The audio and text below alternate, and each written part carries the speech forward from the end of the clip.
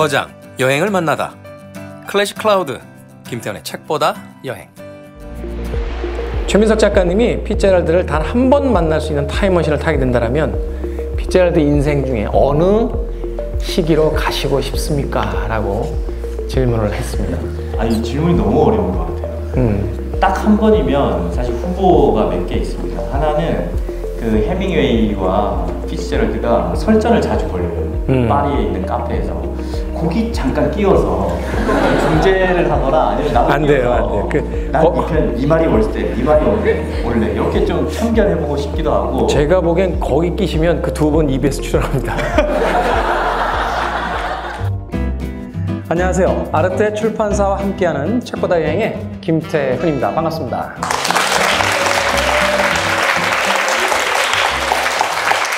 자, 오늘은 특별히요, 이 피츠제럴드 출간 기념 공개 방송으로 진행이 됩니다. 오늘 방송은 현장에서 이렇게 방청객들과 함께 진행을 하게 되고요. 또 팟캐스트와 함께 유튜브로도 공개가 되니까 또 영상으로도 감상을 하실 수 있습니다. 2018년 저희들이 세익스피어, 니체, 클림트를 시작으로 처음으로 선을 보였던 이 클래식 클라우드, 드디어 그 12번째 책이 출간이 됐습니다. 바로 피츠제럴드, 미국 문학의 꺼지지 않는 초록 불빛 편이 나왔습니다. 자, 이 책을 손에 들기 전에 아마도 자연스럽게 이런 질문과 마주할 수 있지 않을까 하는 생각이 들어요. 이 책이 세상에 나온 지 이미 수십 년이 흘러갔는데 왜 우리는 그 복잡한 문제들이 하루에도 12번씩 그 뉴스에 토픽란을 채우고 있는 이 시대에 바로 2019년에 다시 한번 피츠제럴드를 만나야만 하는 것일까? 그 질문에 대한 답으로 최민석 작가님의 글을 간단하게 인용해 보도록 하겠습니다. 변한 것은 종이뿐이었다. 피츠제럴드의 문장은 시대에 빛바래지 않았다. 이 정도 이유라면 아마도 충분하지 않을까 하는 생각을 해보게 됐습니다. 오늘 우리가 함께 모두 모여서 피츠제럴드를 다시 한번 만나는 그 이유가 분명히 되지 않을까 하는 생각이 듭니다. 자, 그럼 지금부터 피츠제럴드의 시간과 작품 속으로 여행을 떠나보도록 하겠습니다. 이 여행길을 안내해 주실 최민석 작가님 나오셨습니다. 안녕하세요. 네, 안녕하세요. 반갑습니다. 굉장히 많이 오셨네요. 제가 원래 행사 같은 거 하면 모객이 안 되는 작가로 되게 유명하거든요. 그래서 심지어 행사가 취소된 적도 굉장히 많았어요. 근데 오늘은 뭔가 제 작가 생활에 어떤 특이점이 없는 것 같아요. 이런 적이 없는데 굉장히 감사합니다. 네, 잘했습니다. 박수 한번 주세요. 아마도 오늘 이 자리에 오신 여러 방청객들이 바로 이 최민석 작가님의 최초의 12사도가 되지 않을까. 제가 항상 하는 말이에요. 네, 누가 이제 우연히 만나서 제가 독자입니다. 그러면 제가 12명의 독자가 전 세계에 있는데 12분 중에 한 분을 만났군요. 대단한 인연이라고 얘기하는데 이제부터 멘트를 바꿔야겠어요. 네. 저에겐 전 세계 60명의 독자가 있는데 오늘 다 오시는 것 같아요. 아직 도착하지 않은 2분 정도 더 있습니다. 너무 5배가 넘네요. 네. 자, 최민석 작가님에 대해서 뭐 여러분들 모두가 잘 알고 계실 것 같습니다만 그 방송 들으시는 분들 위해서요, 제가 간략하게 프로필 소개를 조금 하도록 하겠습니다. 2010년에 단편소설 시티 투어 버스를 탈출하러 창비 신인 소설상 수상을 하시면서 작품 활동을 시작을 하셨습니다. 2012년에는 장편소설 능력자로 오늘의 작가상을 또 수상을 하셨고요. 장편소설 풍의 역사, 쿨한 여자, 소설집인 미시시피 모기떼의 역습, 시티 투어 버스를 탈출하라 등을 발표를 하셨습니다. 또 에세이로는 청춘, 방황, 좌절, 그리고 눈물의 대서사시와 베를린 일기를 발표를 하셨고요. 최근 클래식 클라우드, 피츠제럴드 편을 출간을 하셨고 EBS 오디오 천국, 양심의 가책을 진행을 하고 계십니다. 자, 이제 이러면 제가 주례를 하면 되나요? 주례 선생님 소개해 주신 것 같아서. 네. 그렇죠. 신랑 신부 없이 사회자와 주례만 둘이 나와 있는 듯한 여러분들을 합동 결혼식으로 안내를 하면서 다들 싸우지 마시고. 네. 그 마지막에 제가 요즘 EBS 오디오 천국에 그 양심의 가책을 진행하고 있다고 해주셨는데, 네. 이게 저도 이제 팟캐스트, 원래는 라디오인데 팟캐스트에 올라가거든요. 그러니까 이 책보다 여행이 팟캐스트, 도서 팟캐스트계의 브라만이라면 제 양심의 가책은 불가촉 천민 정도 되는데 많이 들으시니까 아까 잠깐 말씀하셨지만 저희 입장에서는 2등도 엄청난 거거든요. 저희 2등이 너무 부러운데 제 팟캐스트도 한 번씩 구독과 좋아요 부탁합니다. 들어주실 거죠? 네. 고맙습니다. 그래도 저도 여전히 배가 고픕니다. 그렇죠. 꼭 1등 한번 해보고 싶은데. 거기가 1당 100이라서 1등 하는 것 같아요. 2당 100 이런 거면 2등 했을 텐데. 이거 편집해 주세요. 네. 자, 반갑습니다. 네. 자, 최민석 작가님과 저도 굉장히 유쾌하게 오늘 만난 게요. 그 방송을 한 지가 거의 한 2년 됐죠? 그렇죠. 네. 저희가 한 2년 터울로 한 번씩 보는 것 같아요. 예전에 TV 방송도 그것보다 한 2년 전쯤에 하지 않았나요? 그랬던 것 같아요. 3년 전인가? 예. 네. 또 한 2년 뒤쯤에 어디선가 뵙는 걸로. 그렇게 따진다면 이제 처음 본 게 한 5년 전쯤이고 오늘이 세 번째 만남인데 왠지 최민석 그 작가님 만나면 적어도 한 달에 한두 번은 계속 만나서 이렇게 소주잔 기울였던 것 같은 그런 어떤 뭐라고 할까요?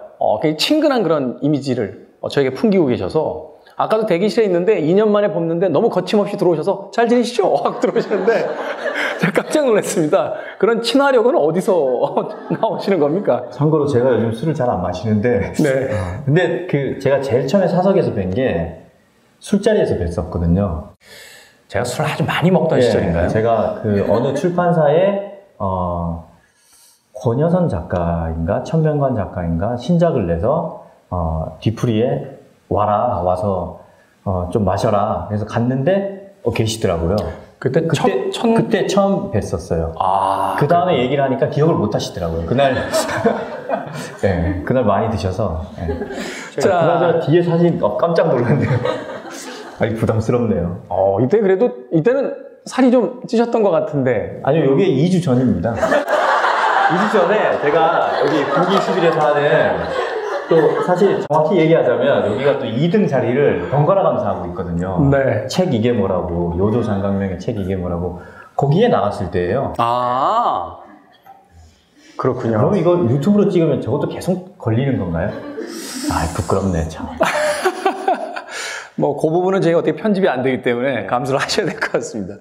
자, 최민석 작가님과의 만남이 저도 굉장히 설레는 것 중에 하나가 뭐냐면 이 클래식 클라우드를 처음 시작한 지 얼마 안 됐을 때 했던 녹음이었어요. 그리고 나서 이제 드디어 2년 만에 책이 나오게 됐는데 먼저 이 책이 말하자면 물성을 가지고 이제 출간이 됐을 때 작가로서 이제 느끼게 되는 어떤 감정 같은 게 있으실 것 같아요. 어떤 감정이셨는지 좀 궁금합니다. 저는 이게 책으로 나왔을 때 굉장히 후련하다는 느낌이 들었어요. 왜냐하면 제가 이때까지 냈던 책들 중에 제일 오래 걸린 책이었어요. 그러니까 보통 뭔가를 끝내면 사람들이 시원섭섭하다 그러잖아요. 근데 굳이 둘 중에 하나를 이제 한쪽에 부등호를 가리킨다면 저는 좀 시원한 느낌이 많이 들었어요. 왜냐면 제가 이거를 3년 동안 붙잡고 있었거든요.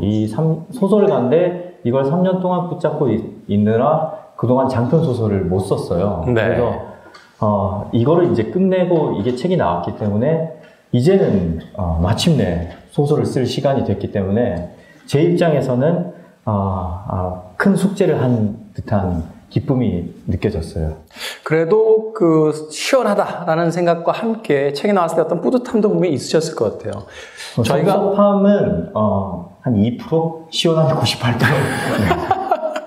왜냐면 저희들이 이 클래식 클라우드를 내는데 작가분들을 정말 저희 에디터들이 심사숙고하면서 선정을 해요. 왜냐면 피츠제랄드는 한 명밖에 없는데 피츠제랄드를 좋아하는 작가들은 너무 많기 때문이죠. 더군다나 이 아르테 출판사 북21에서 이 작가분들을 직접 저희 제목이 왜 책보다 여행이잖아요. 그래서 말하자면 피츠제랄드를 쓰는 작가로서 이제 선정이 되고 또 허락을 해주시면 그분을 여행을 보내드려요. 피츠제랄드의 공간으로 가서 취재를 다 해오시고 책을 써주십시오 라고 하는데 작가분들이 그때까지 막 신나하십니다. 내가 피츠제랄드 써. 나 드디어 이제 피츠제랄드의 역사적인 공간으로 가는 거야. 하고서 모든 여행을 마친 다음에 안 오시려고 그래요. 이제부터 써야 되는 곤혹스러운 과정이 남아있기 때문에 시원하다는 98%가 저는 사실 어떤 느낌인지 좀 알 수 있을 것 같습니다. 네. 자, 그럼에도 불구하고 너무나 훌륭한 책이 또 우리 앞에 도착을 해 있어서 또 굉장히 즐거운 기분이 드는데, 본격적인 이야기를 시작하기 전에요, 독자분들께서 보내주신 질문을 먼저 간단하게 드리면서 그 답을 들으면서 시작을 해보도록 하겠습니다. 북잼이라고 아이디를 쓰셨습니다. 처음 시리즈 제안을 받고 피츠제럴드를 선택하신 이유가 있으시다면 어떤 이유 때문입니까? 이거 실망하실지 모르겠는데, 제가 알고 보면 제 소설을 읽은 분들은 제가 전문용어로 구라를 굉장히 많이 칠 거라고 생각을 하는데, 사실 제가 거짓말 잘 못하거든요, 소설가인데.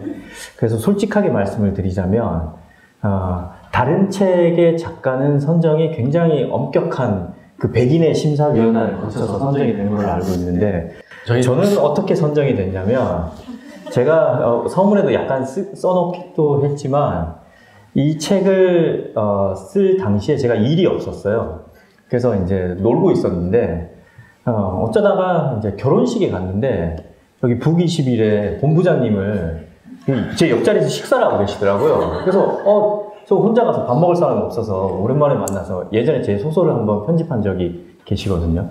그래서 어떻게 지내냐, 그러니까 저 요즘 놀고 있다, 일 하나 하실래요? 이렇게 돼서 이게 선정된 거거든요.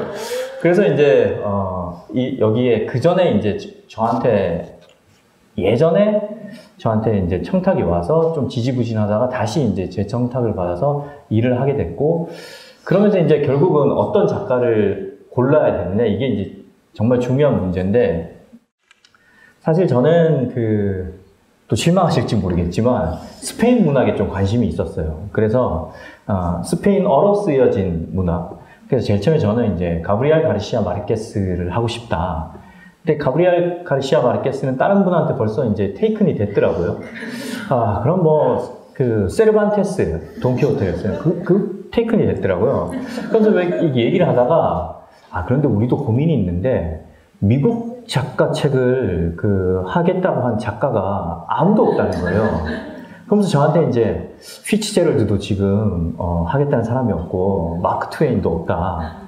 그래서 마크 트웨인 책은 제가 읽어본 적이 없거든요. 근데 피츠제럴드는 예전에 읽었는데 괜찮았어요. 그리고 피츠제럴드 단편 소설을 읽을 때마다 피츠제럴드가 내가 몰랐던 매력이 있는 작가구나 라고 생각을 했고, 저도 점차 피츠제럴드에 대한 관심을 키워나가고 있던 시점이어서, 그럼 내가 피츠제럴드를 좀 더 본격적으로 연구해 보겠다.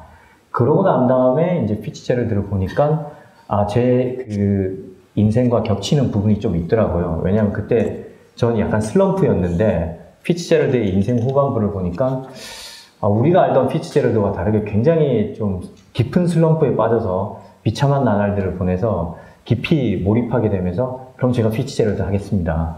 그래서 피츠제럴드를 하게 된 거죠. 그래서 우리가 항상 남의 어떤 세레모니엔 자주 가야 됩니다. 결혼식도 자주 가고. 아니, 그건 굉장히 중요한 이야기인 것 같아요. 가수죠, 뮤지션 중에서 산타나라고 있습니다. 산타나, 네. 산타나가 기타리스트고 멕시코 기타리스트죠. 지금 미국인이라고 하는데, 산타나가 전성기가 다 지난 뒤에 어떤 파티에 갔는데, 거기 굉장히 유명한 음반사 사장이 와 있더래요. 옛날에 같이 일을 했던. 근데 사모님이 저분 옛날에 같이 일했던 분 아니냐고, 가서 인사라도 드리고 오라고. 뭘 인사를 해? 라고 하다가, 가보시라고. 그래서 갔는데, 오랜만입니다, 산타나 씨. 하더니, 요새 뭐 하세요? 그래서, 별일 산타나? 죄송합니다. 이거야말로 편집해야 되는데. 이럴 때 가만히 있어야 되는데. 제가 약간 불안해지기 시작한 게요. 이게 한 번이면 편집을 할 텐데, 우리 PD 성향이 이런 게 자꾸 많아지면 이걸 캐릭터로 써가지고 그냥 다 내보내더라고요. 근데 그때 산타나 씨가 별일 없는데요? 라고 했더니, 우리 회사에 좀 젊은 친구들이 많이 있는데, 그럼 같이 음반을 한번 내보는 게 어떤가? 라고 해서 나온 앨범이 바로 슈퍼내추럴, 이런 산타나의 스무즈라고 하는 유명한 음악이 있어서 전 세계적인 히트를 기록했던 그런 음반이었거든요. 그러니까 사실 우리가 걸작의 이면에 어떤 대단한 의미와 계기가 있을 거라고 생각하는데, 그렇지 않다라는 거죠. 아마도 작가님께서 그런 이야기에 대한 것을 굉장히 자신만의 어떤 유머를 통해서 지금 들려주신 게 아닌가 하는 생각이 듭니다. 유머? 네, 유머. 산타나. 네. 제가 다 스페인어로 산이 몬타나거든요. 산타나 몬타나. 네. 제가 다 정리해 놨는데 또 그걸 이렇게 또 하시면 시간 괜찮으시면 지금부터 새로운 녹화를 시작할게요. 자, 이 클래식 클라우드 시리즈 전체를 보더라도요.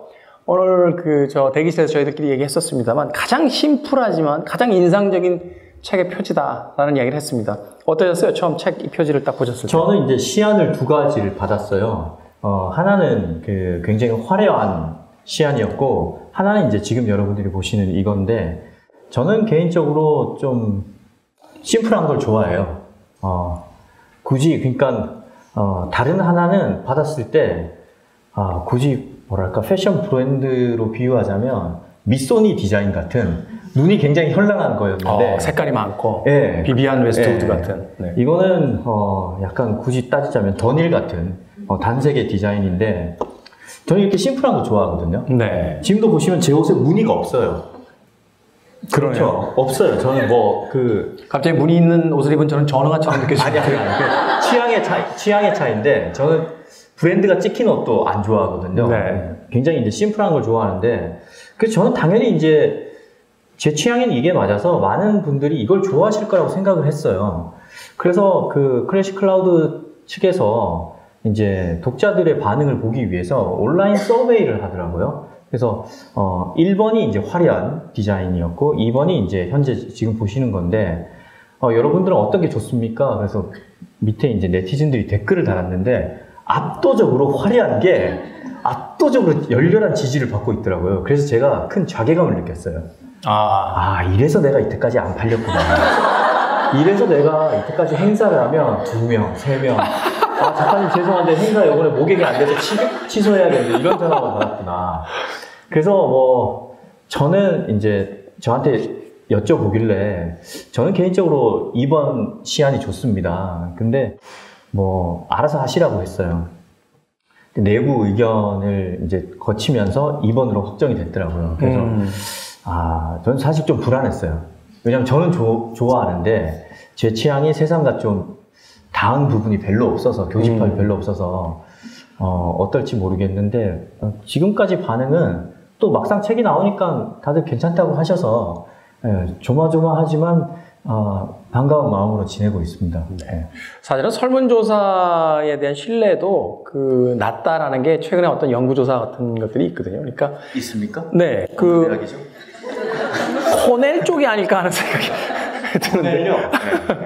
이 설문조사를 할 때 많은 사람들이 그걸 순수한 소비자 입장에 생각 안 하고 자신들이 창작자의 입장으로 돌아서거나 혹은 관계자의 입장에서 그걸 자꾸 골라내려고 하는 선택들이 있대요. 그리고 나서 막상 그 작품이 설문에 의해서 이걸 사람들이 더 좋아합니다라고 나오고 나면 다시 소비자의 입장으로 돌아가서 너무 색이 많은데 하면서 오히려 선택하지 않게 되는 경우도 있어서 사실 참고용이지 그것이 절대적인 건 아니다 하는 또 이야기를 들었던 적이 있습니다. 자, 이 표지의 선택. 역시 정리를 굉장히 잘해주시네요. 저 좀 자유로움을 느껴도 될 것 같아요. 아무 말이나 막 해도 이제 알아서 정리를 잘해주시는 거예요. 앞으로 이제 산타나 이런 얘기 많이 할게요. 1차는 제가 정리를 하고요. 네. 제가 정리가 안 되면 저기 계신 PD가 자릅니다. 그냥 통으로. 네, 그러니까 걱정 안 하시고 이야기를 해주셔도 될 것 같습니다. 자, 이 표지의 선택만큼이나 이 책을 이제 집필하실 때 작가분들이 공통적으로 이제 고민하시는 부분이 뭐냐면, 여행의 루트를 이제 결정하는 거예요. 그러니까 사실은 다 가보고 싶죠. 그런데 한정된 기간과 제작 비용이 있기 때문에 이제 피츠제럴드에 대한 책을 쓰겠다라고 했을 때 어느 도시를 가고 어느 지역에 갈 것인가 이게 굉장히 중요한 거잖아요. 그것을 선정하신 어떤 기준이 있으실 거고 또 그 선정한 지역이 있을 것 같은데 거기에 대한 이야기를 조금 들려주십시오. 네. 네. 애초에는 제가 파리도 후보지로 넣었어요. 왜냐면 이제 그 우디 알렌의 영화 미드나잇 인 페리스 영화를 저는 되게 재밌게 봤었고 그 영화를 본 많은 관객들이 그 로스트 제너레이션 세대의 그 미국 작가들이 대부분 파리로 넘어가서 그때 이제 인생의 전성기를 보냈구나라고 많이 알고 계세요. 그래서 저 역시 파리에 가서 그때 이제 해밍웨이도 넘어갔었고 거트루드 스타인도 넘어갔었고 피츠제럴드랑 아내 젤다도 같이 넘어갔었고 그래서 파리도 후보지로 넣었는데 당연히 이제 파리는 프랑스니까 유럽이고, 그렇다고 피츠제럴드가 미국 작가인데 미국을 빼놓을 수는 없는 거고, 그러니까 이제 범위가 너무 커지는 거죠. 예산 문제도 있고 기간 문제도 있고. 그래서 결국은 미국으로 이제 좁히기로 하고, 그럼 미국에서 어딜 가느냐? 근데 피츠제럴드가 태어난 거는 또 중부에서 태어났어요. 미네소타 주에서 태어났고, 또 젤다랑 나중에 인생 후반부에는 그 엘라바마에서도 좀 살았고, 뭐 군인으로서 여기저기 또 켄터키에 파병도 갔고, 뭐 따지고 보면 엄청나게 많아요. 물론 중간에 뭐 여행도 이탈리아에 갔고, 뭐 아프리카 여행도 하고, 뭐 여러 가지를 했는데, 아무리 그래도 피츠제럴드는 뉴욕의 작가다.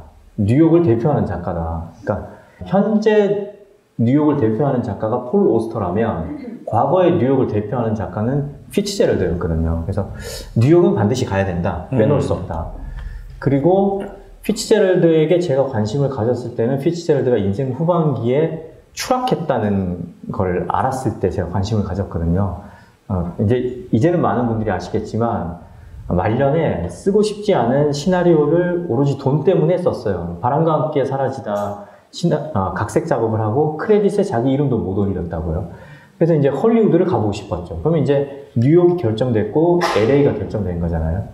그 피츠제럴드가 프린스턴 대학에 힘겹게 입학을 했는데 또 중퇴를 했습니다.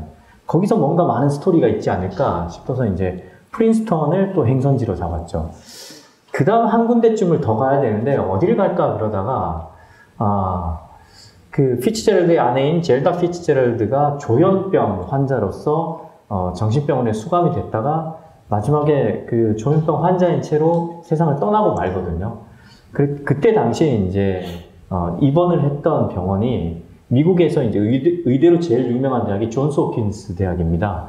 그 존스 홉킨스 대학이 있는 곳이 바로 볼티모어예요. 그래서 아내의 병세 때문에 말년에 볼티모어로 가서 피츠제럴드가 작품을 진득하게 제대로 쓰는데, 피츠제럴드가 이제 작가답게 제대로 노동을 한 도시가 볼티모어니까 볼티모어를 가보자. 이래서 이제 LA, 볼티모어, 프린스턴, 그리고 뉴욕 이렇게 네 군데를 최종적으로 결정하게 된 거죠. 네, 거의 뭐 전미 투어라고 할 수 있을 만큼. 그렇죠. 서에서 동으로 다 간 거죠. 네. 움직이게 되는데 시차도 4시간 정도 나요. 그러니까요. 네. 그 여정이 만만치 않았을 것 같은데 이 여행이 되게 며칠 정도 소요가 됐습니까?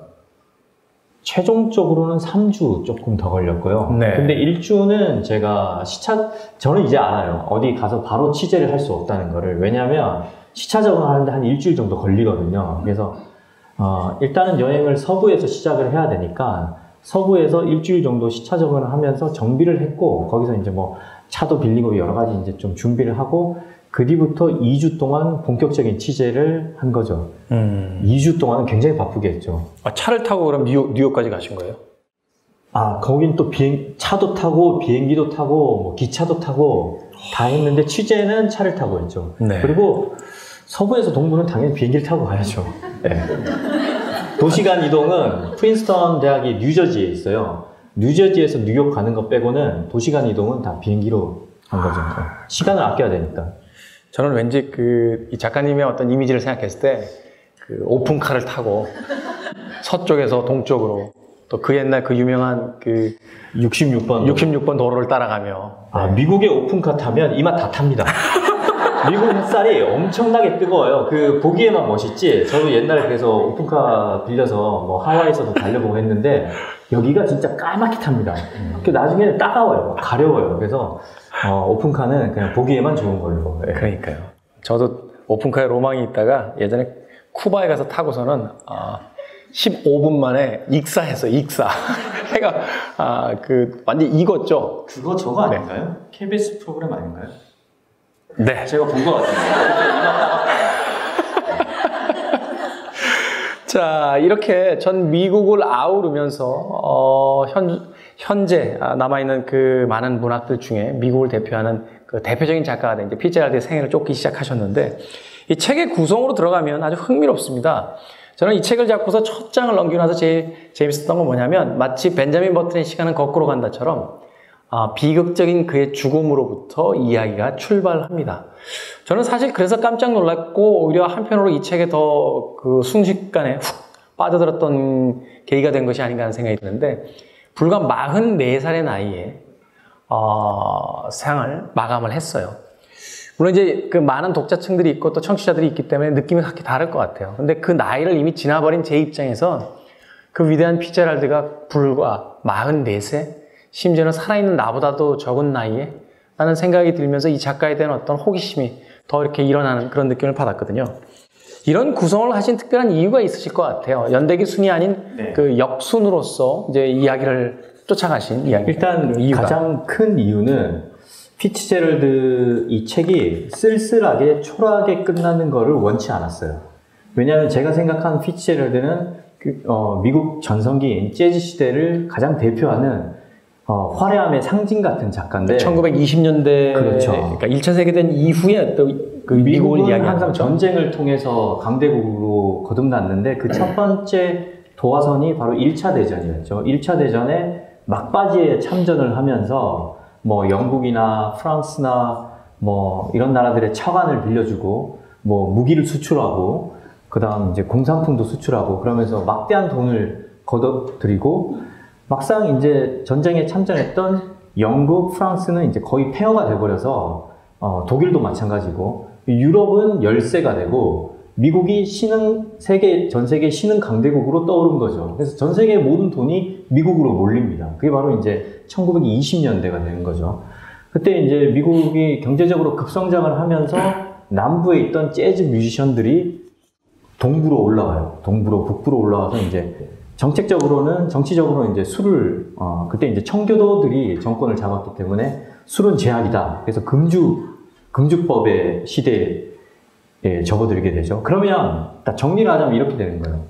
주머니에 돈은 넘쳐나는데 밖에서 공식적으로 술은 못 마시고 재즈 뮤지션들이 올라와서 음악은 들을 수 있는데 그러면 어떻게 됐냐? 지하 벙커에 지금 여기 지하 3층이죠. 이런 곳에 막 파티장 같은 걸 만들어 놓고 여기에 이제 흑인 재즈 뮤지션들이 연주를 하고 사람들은 와서 밀주를 마시면서 이제 흥청망청 그 노는 사교 문화가 형성된 거죠. 그게 바로 이제 재즈 시대죠. 그 재즈 시대의 상징 같은 사교계의 인물이 피츠제럴드인 거죠. 그래서 피츠제럴드는 굉장히 화려함의 상징 같은 작가이기 때문에 이 작가를 다룬 책이 쓸쓸하고 초라하게 끝나는 걸 저는 원치 않았어요. 굉장히 화려하게 끝나야 된다. 그러면 역순으로 가야 된다. 처음에 비록 이제 쓸쓸하게 죽는 장면에서 시작을 하더라도 마지막이 뉴욕이 되면 그 화려하게 끝날 수 있겠다라고 생각을 해서 일단 동선을 이렇게 짰어요. 왜냐하면 사실 제일 간단한 건 연대기 순이죠. 나이 순대로 미네소타에서 시작해서 프린스턴 갔다가 볼티모어 갔다가 뉴욕 갔다가 LA에서 끝나는 건데 그러면 현실적인 문제인데 제가 이동하기가 너무 힘들어요. 미국이 나라가 워낙 크기 때문에 이 서부에서 동부 가는 게 거의 유럽 일주를 하는 정도의 길이니까 한 방향으로 가야 되거든요. 그래서 정할 수밖에 없더라고요. 그러면 서부에서 시작해서 동부에서 끝내자. 마침 딱 동선이 그렇게 나오더라고요. LA에서 시작해서 뉴욕에서 끝내면 딱 죽음에서 시작해서 정점에서 끝내는 거니까 그렇게 해서 생각을 하고 이제 썼는데 막상 읽어본 그 편집자가 쓸쓸하게 시작을 해서 그런지 화려한 장면을 보니까 오히려 더 슬퍼진다는 거예요. 그래서 이게 내가 의도한 바는 아닌데 뭐 그래 그것도 나쁘지 않겠구나. 예. 왜 요즘 그 희비극 같은 것들 많잖아요. 네. 예. 되게 슬픈 장면에 이제 락앤롤 음악이 나온다든지 그런 영화 장면들이 많잖아요. 비극적인 장면에서 막 그 경쾌한 음악이 나오고. 예. 뭐 그 웃고 있지만 눈물이 난다. 너무 올드하네요. 네. 제가 보기에는 우리 담당 PD가 편집을 포기할 것 같아요. 그 저죠 봉준호 감독의 마더에 보면 마지막에 그 김혜자 선생님이 되게 슬픈데 춤을 추잖아요. 네. 그런 느낌인 거죠. 이쪽으로 정리하면 어떻게 될까요? 네. 아니 정말로 그 마지막 이야기 굉장히 인상적으로 끝내주신 게 그 봉준호 감독의 마더에서의 그 마지막 장면은 정말로 그 한 대 맞은 듯한 기분의 장면이었거든요. 마더 맞은 것 같은 지금 의도하셨나요? 라임을 일부러 살리신 것 같은데. 네. 네, 반갑습니다. 네. 그 마지막 장면이 왜 한 대 맞은 것 같았냐면, 우리들은 사실 관광버스에서 이렇게 막 춤추는 아주머님들을 보면서, 주책이라고, 막 이렇게 말하자면, 얕잡아 보는 듯한, 조소하는 듯한 그런 이야기를 했는데, 그 영화의 그 마지막 장면에 김혜자 씨가 그 음악을 틀어놓고, 음악이 들려올 때, 그 관광버스에서 춤을 추는 장면에서는 정말, 저 춤을 추는 저 어머니들에게 저렇게 깊은 아픔과 슬픔이 있구나라는 그 이야기가 확 전해지면서, 사실 그 이후에 그 관광버스에서 춤을 추는 분들을 보면 정말로 한없이 애정 어린 눈으로 저분들이 겪었을 그 많은 어떤 삶의 고초에 대해서 다시 한번 생각해 보게 되고, 저렇게나마 그것을 해소하려는 분들에 대한 어떤 그 위로와 어떤 위안 같은 걸 드리고 싶다는 생각을 했었는데, 이 위대한 개츠비의 구성을 역순으로 가져가겠다라는 이야기를 해주신 그 최 작가님 앞에서, 정말 이 피츠제랄드를 사랑했구나, 혹은 그의 작품인 위대한 개츠비의 개츠비를 사랑했구나 하는 걸 좀 느낄 수 있었어요. 말하자면 내가 좋아하는 이 사람을, 이 존재를 결코 초라하게 끝내고 싶지 않았다라는 것이 바로 그런 어떤 의도 속에 담겨져 있었던 게 아닐까 하는 또 생각을 하게 되는데. 병이 있으신 것 같아요. 정리병. 아니, 농담이고요. 네. 제 이름을 걸고 하는 거랬어요. 네, 맞습니다. 이제 저는 자유로워요. 저도 제 이름을 걸고 하는 최민석 작가의 양심의 가책가면 되게 정리 많이 하거든요. 혼자 막 풀어놓고 혼자 정리해요. 역시 이게 이름의 무게에서 오는 게 아닌가 싶고요. 네, 맞습니다. 맞고요. 애정이 있어서 그런 거죠. 이게 사진 작가들이 피사체에 대한 애정이 있어야 좋은 사진이 나오듯이, 이 카메라 감독님들도 피사체에 대한 애정이 없으면 막 이상하게 잡거든요. 지금 애정 실어주세요. 그 얘기하는 거예요. 저 역시 글감에 대한 애정이 있어야 좋은 글이 나오거든요. 그래서 어떻게 하면 내가 드러나는 글이 아닌 피츠제럴드가 드러나는 글을 쓸까 고민을 한 거고, 그렇다고 해서 피츠제럴드를 마냥 좋게 쓸 수만은 없어요. 왜냐하면 그럼에도 불구하고 객관적인 그 거리감을 둬야 되니까. 왜냐면 피츠제럴드가 술을 먹고 상대방들한테 좀 민폐를 끼친다든지, 피츠제럴드는 조금 그때 당시에 대부분의 사람들이 그렇겠지만 가부장적인 마인드가 많았어요. 일부 피츠제럴드 연구자들은 영어로 이제 컨트롤 프리, 통제광이라고 공식적으로 표현할 만큼 피츠제럴드는 모든 그 상황을 자기 통제하에 두기를 원했던 사람이거든요. 그러니까 그렇다고 그런 걸 언급 안 할 수는 없는 거고, 그럼에도 불구하고 내가 선택한 이 작가에 대한 그 나의 호감을 어떤 식으로 이렇게 드러낼까 고민을 했죠. 그 고민의 결과 중에 하나가 이제 역순으로 구성을 한 거고, 가급적이면 위대한 개츠비가 가장 잘 보이는 이 책에서 클라이막스 부분에 등장하게끔 해야겠다 생각을 해서 지금 이런 책이 나온 거죠. 제가 아까 너무 짓궂었죠? 아니, 괜찮습니다. 네. 편집해 주시겠죠? 네, 괜찮습니다. 뭐 방송 하시잖아요. 네, 저도 초대 안 하려고요. 네. 제 코너는 저 혼자 하는 거거든요. 그래서 저는 공격당할 게 없어요. 아니, 꼭 가고 싶습니다. 작가님, 꼭 가고 싶습니다. 아니, 그 EBS에서 그 게스트한테 줄 예산이 없어요. 자비로 가겠습니다. 꼭 불러주십시오. 꼭 불러주시길 바라겠습니다. 자, 우리는 이 위대한 개츠비가 미국의 문학사를 대표하는 가장 위대한 작품 중에 하나라는 것을 이미 알고 시작을 합니다. 그 21세기 미국 대학의 영문학 강의에서 가장 많이 읽히는 작품이라고 했을 때 위대한 개츠비를 거론하고요. 또 미국에서 매해 30만 권 이상이 팔린다라고 하는데, 미국에 30만 권이면 적은 숫자 아니야? 라고 하는데, 이 책이 이미 세상에 나온 지가 거의 뭐 수십 년이 흘렀다는 걸 생각해 보면, 우리 식으로 이야기하면 김동리 선생님이나 김유정 작가의 책이 아직도 매년 말하자면 뭐 몇십만 권이 팔리고 있다, 이렇게 아마 이해를 한다라면 쉽게 이해가 될 만한 그런 성과가 아닐까 하는 생각이 듭니다. 이 출판사의 랜덤하우스가 꼽은 영어로 쓴 위대한 20세기 소설 중에서 아일랜드 작가 제임스 조이스의 율리시즈가 1위를 차지했고, 바로 2위를 또 이 위대한 개츠비가 차지를 했다고 합니다. 참고로 율리시스는 대부분 안 읽고 1위로 선정했을 겁니다. 그죠? 왜냐하면 율리시스는 문학계의 바이블 같은 작품이거든요. 일독이 거의 불가능한 책이에요. 두께가 이 정도 됩니다. 대부분 율리시스를 왜 사냐면 브레타니커 백과사전을 집에 꽂아두는 그런 마음으로. 그렇죠. 일단 율리시스는 모든 문학가들의 그 서재에 한 권씩 꽂혀 있어야 돼요. 그렇기 때문에 이게 실제로 많이 팔리고 있고, 안 읽어보고 다 좋다고 얘기를 하죠. 뭐 약간 농담이긴 한데, 왜냐하면 율리시스를 완독한 사람이 거의 없기 때문에 율리시스의 단점을 논할 수 있는 사람조차 없는 거죠. 그래서 율리시스가 1위인 거는 향후 100년 뒤에도 안 깨질 거예요. 아마 200년 뒤에도 안 깨질 거고, 그거는 그 철옹성 같은 하나의 도달할 수도 없고 정복한 사람도 없는, 마치 그 뭔가 그 엘도라도 같은 이상향의 어떤 유토피아 같은 아무도 가본 적이 없지만 모두가 높다고 인정하는 산 같은 존재인 거죠. 그걸 감안한다면 사실상 물론 율리시스 훌륭한 작품입니다. 이렇게 얘기하면 꼭 내가 읽어본 것 같죠. 네, 물론 율리시스 훌륭한 작품인데 이 모든 맥락을 감안하자면 사실 위대한 개츠비는 사실상 1위에 가까운 것이죠. 이걸 그렇죠. 조금 설명드리고 싶었어요.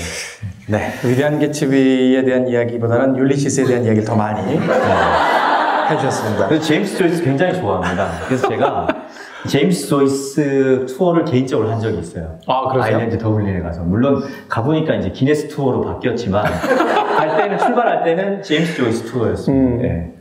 이 율리시스 아마 저도 왜 율리시스 이야기를 다시 하게 되는지 모르겠는데 아마 읽어보시면 아시게 될 거예요. 그러니까 이 문장이요, 그 사고가 일정하게 흘러가질 않고 어떻게 생각하면 한 작가가 100명쯤 들어와서 한 줄씩 쓰고 다 그 혼합시켜 놓은 듯한 아주 독특한 문체를 가지고 있는데, 거기에 비하면 그 위대한 개츠비는 거의 단편 소설이죠. 그렇죠. 굉장히 깔끔한 단편 소설이죠. 초단편. 그런데 이렇게 위대한 작품인 위대한 개츠비가 사실은 출간 당시엔 불과 2쇄가 전부일 정도로 네. 당시 출판 시장에서는 완전히 실패한 작품이었다라는 이야기를 들었거든요. 이건 어떤 이유 때문이었고 또 당시에 어떤 분위기였으며 피츠제럴드는 또 이 상황을 어떻게 받아들였는지. 일단 제가 정확한 숫자는 기억이 안 나는데 어렴풋이 기억을 하자면 피츠제럴드가 생전에 팔아치운 위대한 개츠비의 판매 부수가 13,000부, 12,000부 가량 될 거예요. 그러면 야, 10,000부가 넘으면 꽤 팔린 거 아니냐. 요즘은 한국 사회에서는 10,000부가 팔리면 베스트셀러예요. 그런데 이때 당시의 미국 상황을 생각해보고 또 피츠제럴드의 명성을 생각해보자면 12,000부, 13,000부는 굉장히 초라한 성적인 거죠. 그때는 왜냐하면 문학 전성기였으니까. 그래서 2세를 찍어서 이 출판사가 굉장히 유명한 출판사입니다. 찰스 스크리브너스 선즈라는 출판사인데 거기도 제가 또 가봤어요. 근데 거기 그 출판사도 사실상 이제 가세가 기울어져서 빌딩을 팔고 외부로 변두리로 빠졌더라고요. 그게 상징하는 바가 뭐겠습니까? 이제 문학이 점차 기울어져 간다는 거죠. 아무튼 그래서 피츠제럴드가 2세를 찍은 게 한 3,000부 정도 되는데 그 2세의 대부분이 피츠제럴드가 죽을 때까지 출판사 찰스 선스 스크리브너스의 물류 창고에 그대로 있었습니다. 더 이상 추가 주문이 없었다. 그렇죠. 그리고 마지막에 이제 조금씩 팔린, 1년에 위대한 개츠비가 14권 팔렸다고 이제 인쇄 보고서가 비서한테 왔는데, 비서가 깜짝 놀랐죠. 왜냐면 자기가 알기로, 피츠제럴드 자신이 스스로 위대한 개츠비를 산 게 14권이었거든요.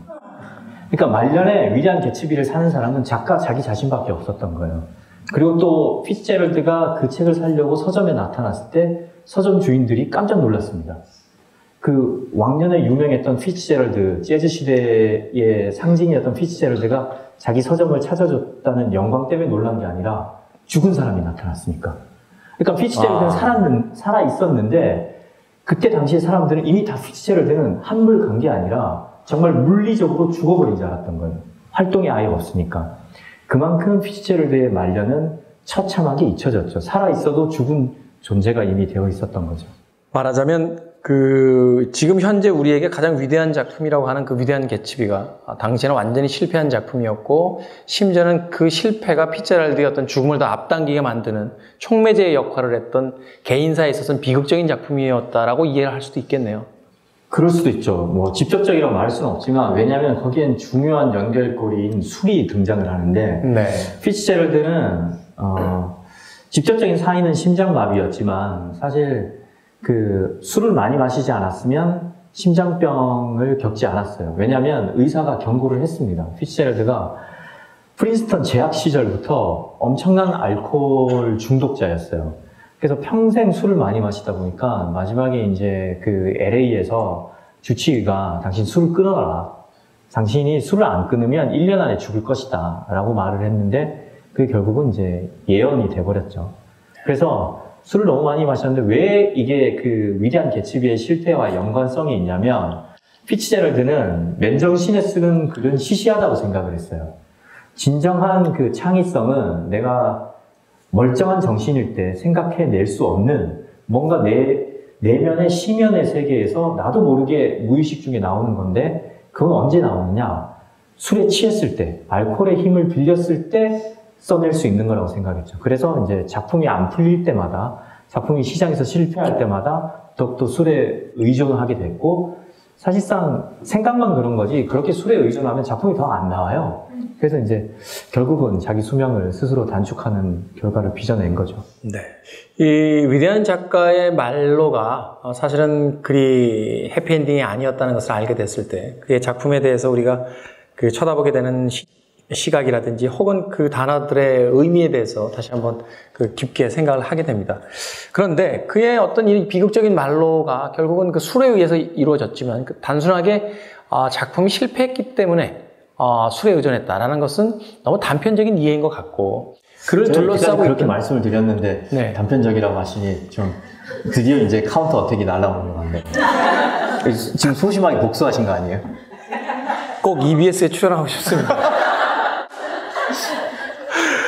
그 단편적인 이해 뒤에 이제 숨겨놓으신 이해가 더 있으실 것 같아요. 말하자면 그의 어떤 그를 둘러싸고 있는 어떤 그 가족의 상황이라든지 혹은 주변 사람들의 어떤 평가라든지 사회적인 어떤 그 상황이라든지 이런 어떤 복합적인 문제들이 있었기 때문에 결국 그가 술에 힘을 빌려야만 했었고 또한 작품의 실패가 단지 한 권의 책의 실패가 아닌 자신의 어떤 인생에 대한 그 실패처럼 느껴지는 그런 부분들이 분명히 있었을 것 같은데 피츠제럴드는 굉장히 상처가 많은 인물이었어요. 굉장히 그 연약한 그 정신력의 소유자였고 피츠제럴드의 그 상처는 계급적 좌절이 굉장히 컸었죠. 그 계급적 좌절은 유년기에는 그렇게 큰 게 아니었어요. 그냥 이제 사립학교에 어머니가 교육열이 굉장히 크셨어요. 몰리라는 분이었는데 그 모친 몰리가 자기의 그 계급적 상승 욕구를 아들을 통해서 대리 실현을 하고 싶었던 거죠. 그래서 초등학교부터 굉장히 명문 사립초등학교에 보냅니다. 우리로 치자면 뭐 리라 초등학교 이런 데 보낸 거예요.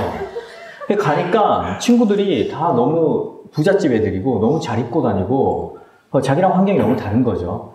그런 데서 이제 약간 의기소침해지는데 또 피츠제럴드는 스스로 좀 잘난 체 하는 경향이 있었어요. 그래서 어느 정도냐면 고등학생 때 그 학교, 그 역시 이제 사립고등학교죠. 명문 카톨릭 학교인데 거기 학교 신문에 그 광고가 나옵니다.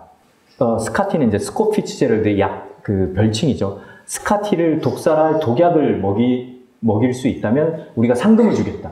이런 광고를 그 교내 신문에 실어요. 그만큼 이제 피츠제럴드가 잘난 체를 많이 해서 그 친구들한테 좀 따돌림을 당했던 거죠. 근데 그게 피츠제럴드는 왜 그랬냐면 그게 자기만의 상처의 극복 방식이었던 거죠. 그러니까 나는 환경이 친구들에 비해서 조금 열악하다 보니까 내가 저 친구들보다 잘하는 게 뭐가 있을까? 나는 이제 공부를 좀 하는데 글을 좀 쓰는데 이걸 자꾸 방어 기제로서 자꾸 자랑을 하게 되는 거죠. 그러다 보니까 컴플렉스를 가지고 있었기 때문에 더 잘난 척을 하게 되는. 근데 그게 또 공격을 받으니까 또 컴플렉스가 되는 거고 그러다가 이제 또 열심히 공부를 해서 이제 프린스턴 대학에 입학을 해서 또 대학교 2학년 때 연애를 하게 돼요. 이제 딱 지네브라 킹 어떻게 딱 깔끔하게 아시고 야 대단하시네요. 이분과 연애를 하게 되는데 지네브라 킹이 시카고에 있는 금융 부호의 딸입니다. 아빠가 찰스 킹이라는 인물인데 이제 그 요즘으로 치자면 롱 디스턴스, 롱디 장거리 연애를 하다가 이제 방학 때가 되니까 지네브라 킹이 편지 주고받는 거 지쳤다. 우리 대면 연애, 페이스 투 페이스로 우리 시카고에 놀러 와라. 그래서 시카고에 놀러를 갑니다. 거기에 이제 또 금융 부호니까 별장이 있어요. 뭐 레이크 뭐라는 그 되게 호수 끼고 있죠. 예. 레이크 죄송합니다. 레이크머의 그 별장에 갔는데 피츠제럴드가 거기 가서 얘기를 엿듣게 돼요. 아빠 찰스 킹이 딸인 지네브라 킹한테 엄청나게 큰 목소리로 가난뱅이들은 부잣집 딸과 결혼할 생각조차 말아야 돼. 이렇게 얘기를 하는데 그 얘기를 피츠제럴드가 다 듣고 만 거죠. 그래서 자기는 상처를 받고 아니나 다를까 얼마 후에 지네브라 킹으로부터 더 이상 못 만나겠다는 그 최후 통첩을 받게 되죠. 실현을 당하면서 이때 지네브라 킹이 이때까지 줬던 그 편지까지 모든 선물까지 다 되돌려 달라고 해요. 그래서 2차 상처를 받습니다. 그래서 이제 그 학교로 돌아가니까 학업 의욕이 안 생기는 거죠. 맨날 술만 마시고 그러다가 이제 성적이 나올 리가 없죠. 그래서 자퇴를 했는데 사실상 이 자퇴는 학교에서 퇴학을 당하기 전에 스스로 나온 거예요. 그러니까 연인한테 차이기 전에 차이려는 말을 할 때쯤 나 할 말 있어. 우리 헤어지자. 이렇게 한 거죠. 그러니까 퇴학보다는 자퇴가 명예롭게 이제 스스로 물러난 거죠. 그 후에 이제 만난 인물이 젤다 피츠제럴드인데 피츠제럴드는 당연히 이제 결혼해서 바뀐 성이고 젤다죠. 근데 젤다는 또 그 알라바마 대법원 판사의 딸입니다. 대법원 판사. 지방법원도 아니고. 네. 그리고 남부는 계급성이 훨씬 더 공고해요. 보수적이죠?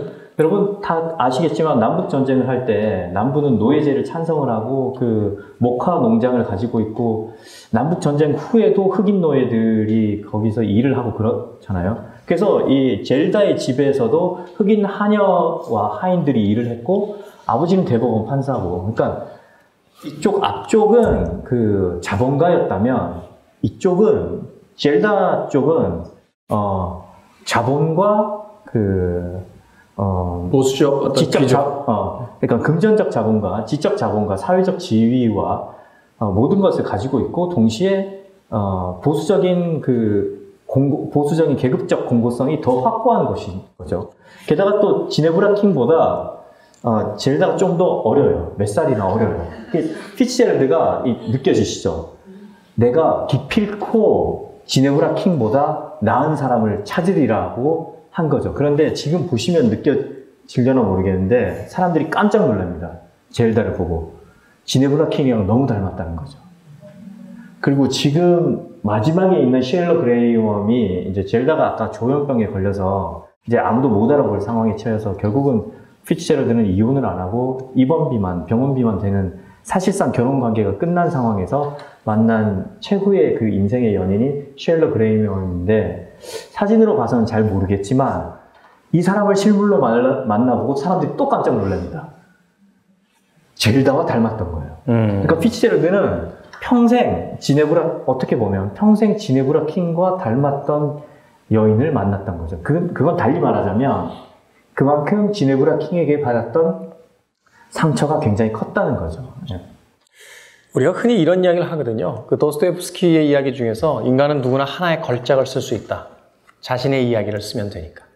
라는 이야기를 인용하게 되는데 방금 그 작가님께서 설명해 주신 이 피츠제럴드의 어떤 그 상처받은 그 사랑에 대한 이야기와 결국 아내가 아닌 쉘러 그레이엄의 이제 집에서 최후를 맞이하게 되는데 그 이야기들의 행간을 이렇게 쫓아가 보면 묘하게 기시감을 느끼게 됩니다. 바로 위대한 개츠비의 그 개츠비와 같은 자신이 가난뱅이였기 때문에 그녀를 가질 수 없었다, 데이지를 가질 수 없었다라고 했던 개츠비가 결국은 그녀를 갖기 위해서 아주 휘황찬란한 파티를 벌리다 결국은 그 최후를 맞게 되는 것처럼 결국 이 위대한 개츠비의 그 수많은 영감을 준 것은 너무 그 상투적인 표현이 될지 모르겠습니다만 이 위대한 작가의 그 비극적인 삶이 그 고스란히 그 안에 또 담겨져 있었던 게 아닐까 또 생각을 하게 되네요. 네, 개츠비와 피츠제럴드가 닮은 점이 굉장히 많아요. 일단 개츠비가 그 소설에서 보면 젊은 시절에 데이지에게 청혼을 하죠. 그런데 이제 데이지가 거절을 하죠. 당신과 함께 할 수 없다. 그 사실적인 현실적인 이유는 너무 가난했기 때문이죠. 근데 피츠제럴드 역시 젊은 시절에 원래 한번 젤다에게 청혼을 해서 약혼까지 갔다가 나중에 파혼을 당합니다. 그러니까 결혼을 너랑 못하겠다 라고 하는데 그때 그 거절한 사유가 정확한 워딩이 미래가 불투명하기 때문이다라고 얘기했거든요. 그러니까 이건 조금 순화시킨 거죠. 그러니까 아직 까놓고 얘기하면 너는 아직까지 해놓은 게 아무것도 없어. 너랑 있어서 쪽쪽 굶을지 모르겠어. 이 얘기인데, 근데 이제 결국은 결혼을 했잖아요. 어떻게 결혼을 했냐면, 피츠제럴드가 그 데뷔작인 낙원의 2편을 쓰면서 일약 스타로 발돋움을 합니다. 갑자기 모든 잡지사에서 청탁을 하고 막 모든 출판사에서 찾는 작가가 된 거죠. 그래서 지갑에는 현금이 넘쳐나고 막 이때 피츠제럴드가 작품이 성공하자마자 바로 젤다에게 재청혼을 해요. 그리고 젤다가 청혼을 수락해주죠. 결국은 이제 한번 데이지에게 거절을 당한 개츠비, 그리고 젤다에게 거절을 당한 바 있던 피츠제럴드, 그리고 둘 다 사랑을 얻기 위해서 끝없이 부와 그 화려함을 추구한 것, 이런 것들이 두 작가와 소설 속 주인공이 닮아 있는 점이죠. 네. 이 피츠제럴드에 대한 생애를 쫓아가 보면 물론 사랑으로서 그 내용이 채워져 있긴 합니다만 결국은 그 자신이 가졌던 어떤 계급적인 어떤 컴플렉스를 극복하기 위해서 그 계급을 뛰어넘으려고 하는, 그 계급을 벗어나려고 하는 그 어떤 허황된 욕망들이 결국은 사랑의 모습으로도 투영이 되고, 또한 그 계속해서 가세가 길고 있음에도 불구하고 호텔 생활을 한다든지 계속해서 사치스러운 어떤 일상들을 보내게 되는 그 허무한 어떤 그 일상의 모습들도 역시 그러한 어떤 계급을 벗어나려고 했던 피츠제럴드 작가의 결국은 발버둥 같은 게 아니었을까 하는 생각을 해보게 되네요. 막 섞여 있었던 것 같아요. 초창기에는 이제 그 계급적 극복을 위해서 더 내가 화려하다는 걸 보여주기 위해서 플라자 호텔 같은, 뭐 요즘으로 치면 제가 얼마 전에 찾아보니까 플라자 호텔 요즘 1박이 스탠다드 룸이 180만 원 하더라고요. 그러니까 그때도 당연히 비쌌겠죠. 아, 서울이요? 아니요, 뉴욕이요. 네. 시청 앞에 있는 플라자 하나에서 하는 거 말고요.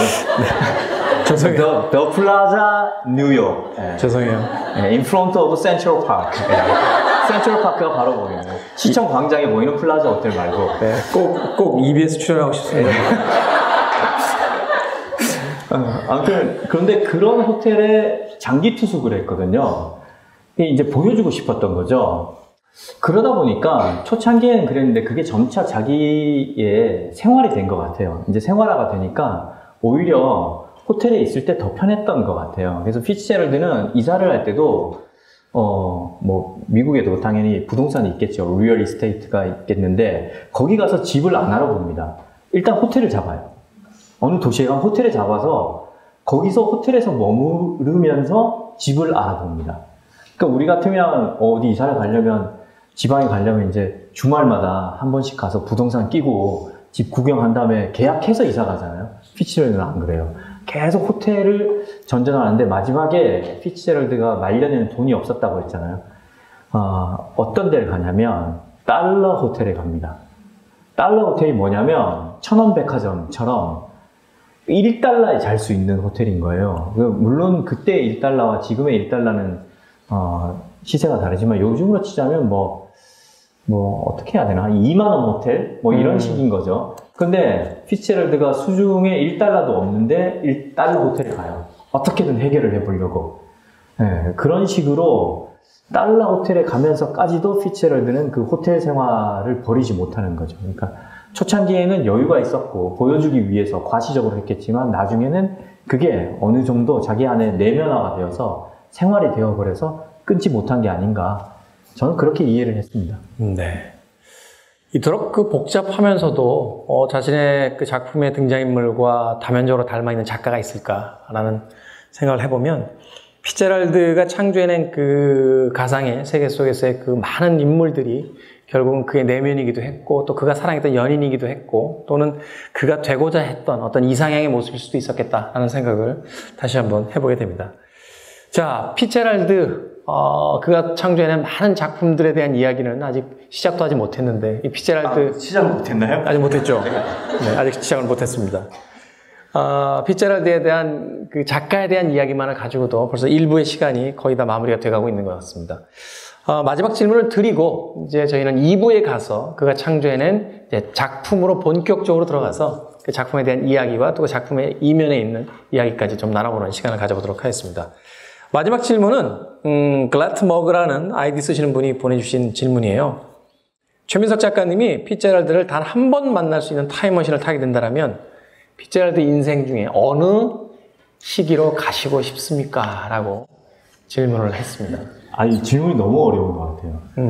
딱 한 번이면 사실 후보가 몇 개 있습니다. 하나는 그 해밍웨이와 피츠제럴드가 설전을 자주 벌여요. 파리에 있는 카페에서 거기 잠깐 끼워서 좀 중재를 하거나 아니면 나도 안 끼워서 돼요. 난 네 편, 네 말이 옳대, 네 말이 옳래 이렇게 좀 참견해보고 싶기도 하고. 제가 보기엔 거기 끼시면 그 두 분 EBS 출연합니다. 아니면 해밍웨이가 장충을 들고 저한테 찾아올 수도 있겠죠. 해밍웨이는 사냥꾼이니까. 네.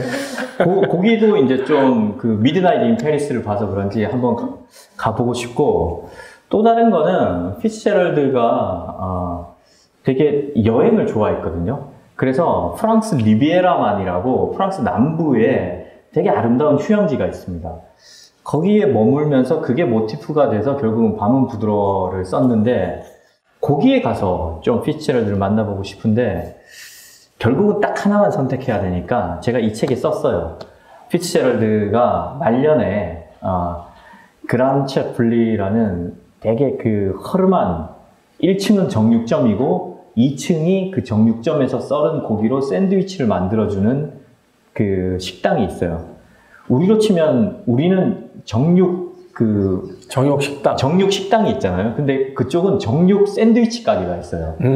거기 2층이 헐리우드 인사들의 단골이었어요. 마릴린 몰로, 뭐 디마지오, 야구 선수. 예, 그리고 뭐 마틴 스콜세지도 왔었고, 그 중에 한 명이 피츠제럴드예요. 피츠제럴드가 거기서 말년에 완전 추락했을 때 시나리오 작가로 살면서 내가 소설을 명작을 쓰겠다라는 마음으로 라스트 타이쿤, 최후의 대군이라는 소설을 거기서 집필을 했거든요. 그때 그 약간 악에 받쳐서 이를 악물고 쓰는 그 피츠제럴드의 모습을 보고 싶어요. 아무리 그래도 피츠제럴드는 연예인도 아니고 유흥계 인사도 아니고 사실은 작가였고 평생 쓰는 작가였고 평생 써야만 살 수 있었던 작가이기 때문에 그렇게 열심히 쓰는 모습을 한번 보면 저 역시 또 영감을 받고 옆에서 또 이거 철자 틀렸는데요 얘기해 주지 않을까. 참고로 제가 이 얘기를 왜 하냐면 피츠제럴드가 철자를 엄청나게 많이 틀렸어요. 해밍웨이가 그 밍자가 M이 2개 들어가거든요. 그거를 편지에서 제대로 쓴 적이 한 번도 없었어요. 2번 쓴 적이 한 번도 없었어요. 요새 말로 일부러 한 번 먹인 거 아닙니까? 그럴 수도 있죠. 네. 네. 그럴 수 있죠, 김태훈 선생님. 자, 오늘 피츠제럴드 편 최민식 작가와 함께. 네. 참고로 제 연관 검색어가 최민식이 항상 붙어있어요. 아마도 작가님의 입장에선 그가 화려했던 어떤 전성기를 보냈던 시간이라든지 혹은 또 다른 시간이 아니라 가장 자신의 내면에 침전되어 있었던, 그래서 진심으로서 그 글에 매달렸던 그 순간을 봄으로써 작가로서의 본인의 어떤 정체성에 대한 부분을 다시 한번 확인하고 싶은 그런 것이 아니었을까라고 조심스럽게 추측을 해봅니다. 역시 정리 잘 해주시네요. 일부 끝이잖아요. 네. 마무리는 해야죠. 네. 자, 피츠제럴드 오늘 최민석 작가와 함께 그 1부를 진행을 해봤습니다. 왜 이 작가가 위대한 작가이며 그의 작품이 왜 금세기 혹은 문학사에서 가장 위대한 작품으로 남아있는지에 대한 수수께끼는 2부에 가서 다시 한번 최민석 작가님을 통해 알아보도록 하겠습니다. 1부 마치겠고요. 함께해 주신 여러분 감사드리고요. 2부에서 뵙겠습니다. 고맙습니다. 저희는 돌아오겠습니다. 오늘 방송 어떠셨나요?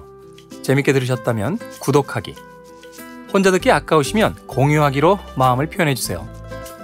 아르테 출판사 클래식 클라우드와 함께하는 김태훈의 책보다 여행은 여러분의 성원으로 계속됩니다.